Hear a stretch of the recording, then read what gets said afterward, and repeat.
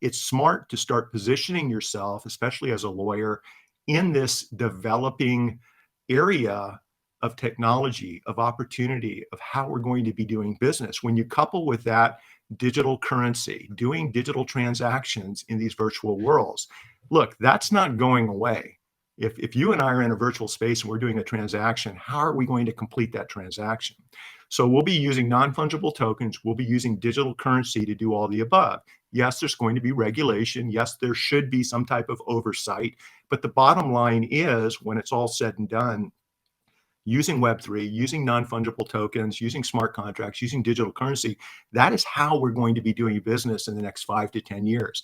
A majority of companies will be very skilled at doing transactions in these spaces using the technology that we've talked about over the last 25, 30 minutes. And so because of that, I think it's really smart to be one of these leading companies right now. Start figuring out what you're comfortable with doing, what platforms do you enjoy participating in, so that, like back in the late 1800s and early 1900s, you don't get left behind because you're focusing and doubling down on the horse industry and you just completely disregarded the automobile industry. This is something that's changing the world. This is something that I believe is going to improve and make humanity a better place. I catch a little bit of heat when I say that, but I think communication's good, and I think relationships are good. And I see when we see problems from around the world, oftentimes it's because of a lack of communication. When something happens, there's a reason why a government will shut down the internet. There's a reason why misinformation's out there.